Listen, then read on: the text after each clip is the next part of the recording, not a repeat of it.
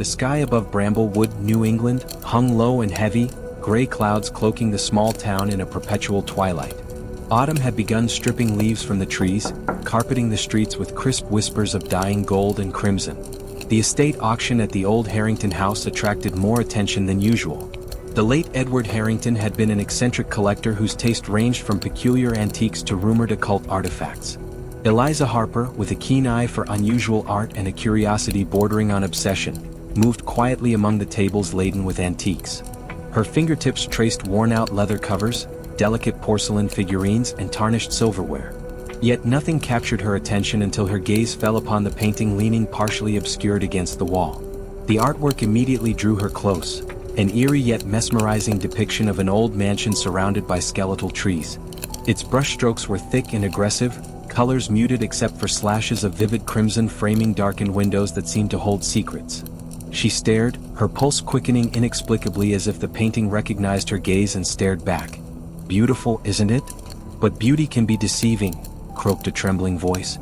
Eliza turned sharply, startled to see an elderly woman clutching tightly onto her walker. Deep lines of worry and sorrow etched the woman's pale, wrinkled face. "Excuse me?" Eliza responded softly, a strange discomfort settling in her stomach. "The painting. It's cursed." The old woman's voice dropped to a strained whisper, filled with urgency. Her eyes, clouded by cataracts, seemed to see something beyond the canvas. "It brings ruin, madness. Traps souls. Stay away." Eliza's skepticism briefly wrestled with intrigue. She smiled politely, ready to dismiss the elderly woman's superstitions as mere local legend. Before she could reply, however, the elderly woman's eyes widened suddenly. Her breath hitched, her fragile hand clutching at her chest. With a gasping sob, she collapsed onto the cold, stone floor. Eliza and others nearby rushed to her side as panic surged through the auction crowd. "Call an ambulance," someone shouted. In the chaos, Eliza knelt down, gently cradling the woman's head. The elder's pale lips trembled, fighting for air. Her bony fingers grabbed Eliza's wrist with unexpected strength, pulling her closer. "It chose you long ago," she rasped, a chilling conviction in her fading voice. Then her grip loosened, her eyes dimming, staring blankly into a distance beyond mortal sight. Eliza sat frozen, heart pounding violently in her chest, the woman's cryptic words echoing ominously in her mind. Paramedics soon pushed through the crowd, quickly taking over. Shaken, Eliza retreated, her eyes involuntarily returning to the painting. Its sinister allure now intensified, shadows within its darkened windows seeming deeper, more foreboding than before. Minutes later, despite, or perhaps because of, the unsettling event, Eliza found herself bidding on the painting. An uncontrollable urge compelled her, drowning out the whispers of doubt and caution murmured among the townspeople. When the gavel finally struck down, declaring her the painting's new owner, Eliza felt both victorious and strangely vulnerable, as though she had crossed an invisible threshold from curiosity into something far darker. As the painting was carefully wrapped and handed to her, Eliza Harper could not shake the feeling that in truth, she was the one being claimed. Her heart heavy with unspoken dread, she walked into the cold autumn evening, unaware that the legacy of terror had quietly begun to unfold. In the days following the auction, an uneasy quiet settled over Eliza's life. The painting, now prominently displayed in her living room, dominated her home with an oppressive presence. Each passing glance toward the canvas intensified her growing unease, as subtle shifts in its imagery became undeniable. The mansion's windows seemed darker, its silhouette increasingly oppressive, and the crimson hues subtly but unmistakably spread like veins through the landscape. Determined to rationalize her fears, Eliza invited her best friend Daniel, a historian fascinated by local folklore, over for dinner. Daniel had an extensive knowledge of Bramblewood's darker past, and Eliza hoped he could provide a logical explanation for the unsettling occurrences around her. "It's incredible," Daniel remarked, standing close to the painting, inspecting it carefully through his thick glasses. "It looks authentic, early 20th century. But there's something disturbing." "More than you know," Eliza muttered, sipping her wine nervously. She hesitated before continuing. "Have you ever heard of this mansion?" Daniel nodded slowly, eyes wide with recognition. "Actually, yes. It burned down mysteriously in 1923. No bodies were ever found, but rumors suggest the artist who painted it descended into madness, convinced his work trapped souls. Most dismiss it as superstition, of course." Eliza shivered, the painting's silent presence now feeling like a living entity in the room. Ever since bringing it home, strange things have been happening. Dreams, whispers, things moving in the corners of my vision. Daniel frowned, clearly concerned. Maybe you're just tired, Eliza. Stress can. It's more than stress, she interrupted, voice trembling. Last night, the mansion's windows glowed red. I swear they did. Daniel opened his mouth, perhaps to reassure her, but he paused, uncertainty flickering in his eyes.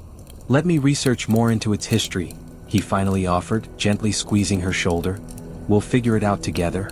That night, unable to shake the feeling of dread, Eliza struggled to sleep. When exhaustion eventually overcame her, vivid nightmares pulled her into their grasp. She wandered aimlessly through dimly lit hallways identical to those depicted in the painting, her feet gliding silently across splintered wooden floors slick with blood.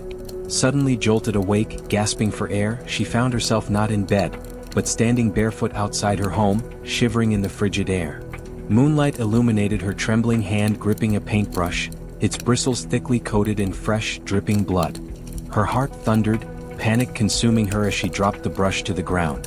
What have I done? She whispered, eyes wide with horror. Eliza scanned the darkened surroundings, but no explanation revealed itself. The night felt suffocatingly silent, yet she sensed unseen eyes upon her, watching from the shadows. Racing inside, she locked every door behind her, fingers trembling violently. Unable to calm herself, she approached the painting, heart pounding. Her stomach churned when she saw a faint new detail. A tiny, barely visible figure, barefoot and frightened, standing just outside the mansion's entrance. Her breath caught in her throat as she recognized her own terrified face staring out from within the canvas, unmistakably captured in paint. Paralyzed by fear and confusion, Eliza knew she was losing control, slowly being drawn into the cursed world within the frame. As dawn broke, she realized the truth was far worse than she'd imagined. She was not merely observing the curse. She had become part of it. Haunted by the terrifying events and desperate for answers, Eliza and Daniel sought out Olivia Chambers, a known descendant of the mansion's original owner. Olivia, living in a secluded Victorian home on the outskirts of Bramblewood, was rumored to be the keeper of unsettling family secrets linked directly to the cursed painting. Their meeting was arranged quickly, driven by urgency. Olivia welcomed them into a dimly lit parlor filled with antique furniture draped in faded velvet and heavy silk curtains drawn shut, allowing only slivers of daylight inside. Portraits of stern ancestors stared down from ornate frames, their gazes silently judgmental. Olivia, though elderly, moved with a confident grace. Her piercing eyes immediately fixed upon Eliza, scrutinizing her intensely. "You resemble her," Olivia murmured cryptically, her voice steady but tinged with bitterness. "Who?" Eliza questioned cautiously. "The woman who betrayed him," Olivia replied, bitterness deepening. "The painter Jonathan Whitmore. She was his muse, and his downfall." Daniel, ever analytical, leaned forward curiously. "Betrayed him how?" Olivia's gaze hardened. "She led him to madness, convinced him she loved him, then abandoned him, condemning him to despair. His anguish bled into his paintings, turning them into vessels of torment." Eliza swallowed, her throat dry. "Is that why the painting affects me?" "It affects you because you are her reincarnation," Olivia declared, voice suddenly harsh, eyes flashing dangerously. "You bear her sins." Before Eliza could process the accusation, Olivia lunged toward her, eyes wild with uncontrollable fury, her fingers clawing violently. "You must pay for what you've done." Eliza stumbled backward, heart racing, narrowly avoiding Olivia's frantic assault. Daniel sprang from his seat, attempting to restrain the possessed woman, but Olivia twisted free, knocking a table and sending the cursed painting crashing to the floor. Olivia stumbled, losing her balance, and fell heavily onto the canvas. A sickening silence filled the room as Eliza and Daniel stared in disbelief. Beneath Olivia's prone body, the canvas began absorbing the spreading pool of blood, the crimson liquid vanishing mysteriously into the painting. Horrified, Eliza felt an overwhelming dread as Olivia's lifeless face, now devoid of anger, seemed almost serene, forever bound to the artwork's cursed legacy. "It's true," Daniel whispered in horror. "This painting truly consumes souls." Eliza shivered violently, understanding now the deadly truth. Her life and sanity hung in precarious balance, intertwined inescapably with Jonathan Whitehorse's dark creation. In the aftermath of Olivia Chambers' shocking death, Detective Marcus Bennett arrived at the scene, his pragmatic demeanor clashing starkly with the supernatural horrors Eliza and Daniel had witnessed. Marcus, a seasoned investigator, carefully examined the scene with skepticism, yet an unsettling familiarity gnawed at him as he studied the painting and the bizarre circumstances surrounding Olivia's demise. Driven by instinct and unease, Marcus decided to delve deeper, spending late hours in the dimly lit Bramblewood police archives. The flickering fluorescent lights cast eerie shadows over shelves filled with dusty files. As he sifted through old case records, his fingers paused abruptly on a folder labeled Whitmore Mansion Fire, 1923. A shiver ran down his spine as he carefully opened the yellowed folder, revealing faded photographs, witness testimonies, and an official investigation summary. Marcus's pulse quickened when he recognized the name at the bottom of the report, Detective Henry Bennett, his own grandfather. The typewritten notes detailed Detective Bennett's suspicion of foul play linked directly to the mansion's reclusive owner, Jonathan Whitmore, who had inexplicably vanished the night of the blaze. Confused and disturbed, Marcus flipped further, discovering handwritten notes by his grandfather, growing increasingly frantic and fragmented. Paintings alive. Whitmore's madness spreading. I feel watched, followed. I see faces everywhere. Marcus's stomach twisted painfully as he read the final chilling entry. It shows our bloodline. It won't stop until it claims us all. The room seemed to shrink around Marcus, air suddenly suffocating. Memories of his grandfather's unexplained death shortly after the fire flooded back. A tragic, unresolved event shrouded in secrecy and family shame. Until now, Marcus had dismissed the whispers about madness and curses as mere superstition. Yet, faced with undeniable evidence, he realized he had become an unwilling participant in a horrific legacy. His heart pounding, Marcus rushed from the archives, desperate to warn Eliza and Daniel. But as he stepped out into the silent, shadow-filled streets, paranoia seeped into his consciousness. Every shadow seemed to watch, every whispering breeze carried sinister murmurs from the past. Marcus knew then that the nightmare he'd inherited had only just begun, and escaping it might be impossible. Terrified by Marcus's discovery and desperate to escape the painting's sinister influence, Eliza retreated with Daniel to her secluded family cabin, deep in Bramblewood Forest. Surrounded by ancient pines and blanketed by oppressive silence, the cabin seemed a safe haven from the horrors that pursued them. Yet the cursed painting had been brought along at Daniel's insistence. He was growing oddly protective of the canvas, his personality shifting subtly yet alarmingly. Each hour spent isolated in the cabin worsened Daniel's strange behavior. His eyes hollowed by sleepless nights, movements abrupt and unpredictable. On their second evening, storm clouds gathered ominously, casting darkness across the forest. The wind howled, rattling windows and creaking branches as Eliza nervously lit candles, their flickering flames barely keeping shadows at bay. "Eliza?" Daniel's voice was a whisper, barely audible, filled with a chilling detachment. Turning sharply, Eliza saw Daniel standing rigidly before the painting. His reflection in the candlelight appeared distorted, nearly monstrous. Unease surged through her veins. "Daniel, step away from it. It's changing you." Suddenly Daniel spun, eyes wild and manic, lunging toward Eliza with unexpected violence. His hands grasped her shoulders painfully, voice shrill with a foreign, malevolent force. "You can't stop it. It needs you, your soul. You're next." Struggling, Eliza pleaded desperately. "Daniel, stop. Please, it's controlling you." His grip tightened painfully. Just as Eliza believed all hope lost, Daniel's grip loosened abruptly. A flicker of clarity returned to his eyes, horror overtaking madness momentarily. "Eliza, run," he gasped, voice choked with terror. "I'm not the only one here. There are others trapped within, more powerful, more dangerous." Before Eliza could speak, a blinding flash of lightning illuminated the room. In that instant, Daniel vanished without a trace, leaving only empty air where he'd stood moments before. The cabin plunged into darkness, the storm outside roaring angrily as if echoing the malevolent fury that had consumed her friend. Paralyzed with dread, Eliza stood alone, heart thundering in her chest, her mind fracturing under the weight of what she'd witnessed. Reality crumbled around her as she understood the horrifying truth.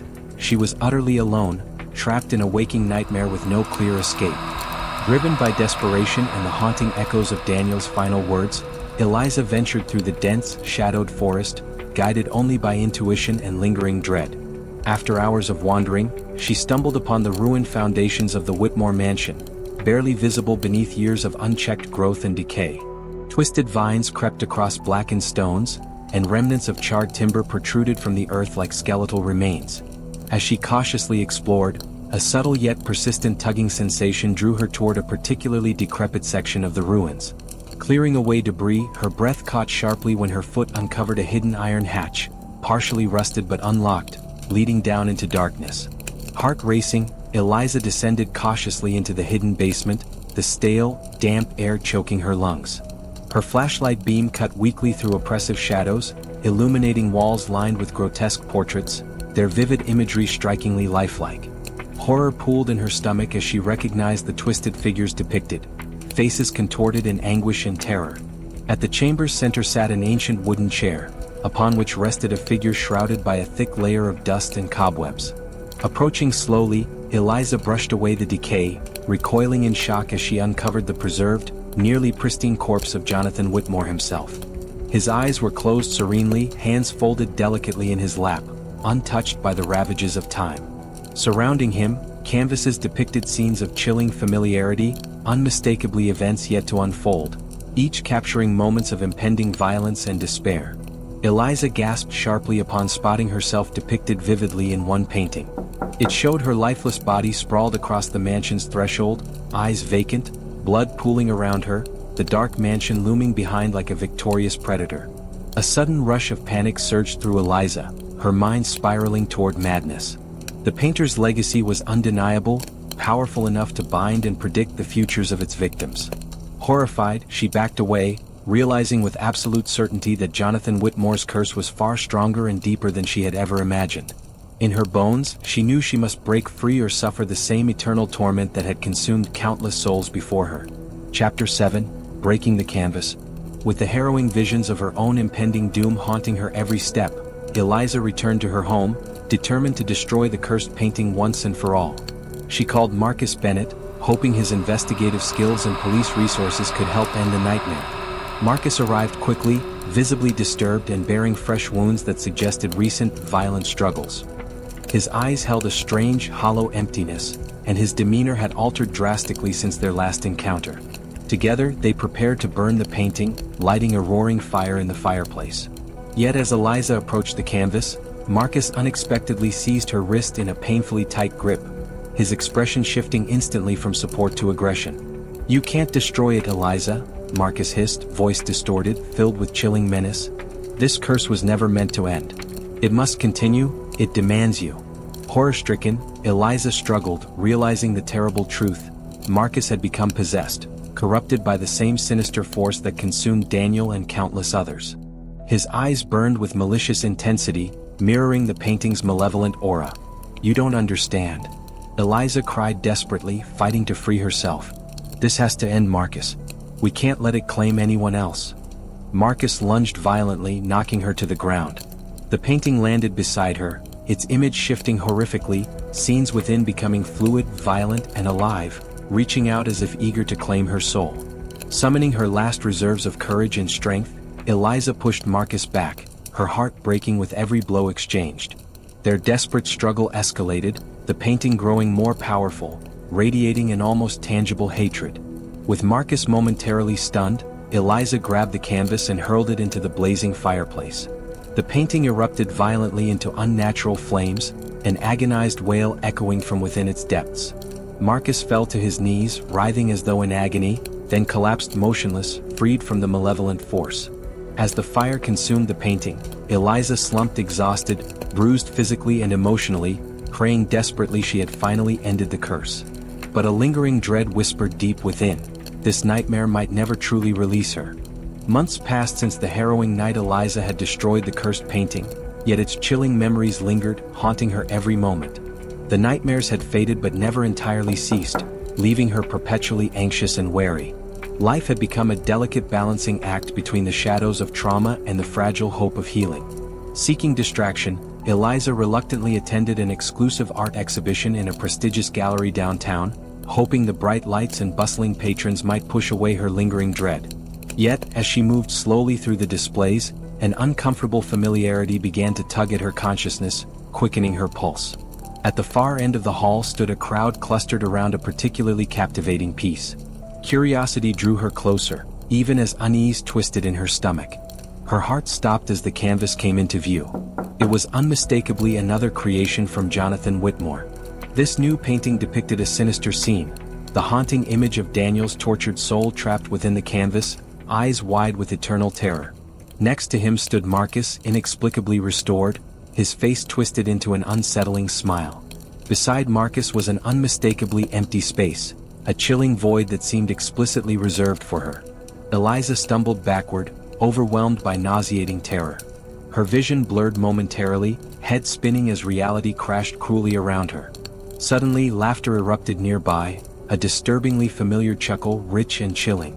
Turning sharply, she saw a man signing autographs, interacting warmly with oblivious admirers. His youthful face, shockingly untouched by time, sent icy dread coursing through her veins. It was Jonathan Whitmore himself, impossibly alive, unchanged, his cold, knowing eyes meeting hers with deliberate acknowledgement. He smiled slowly,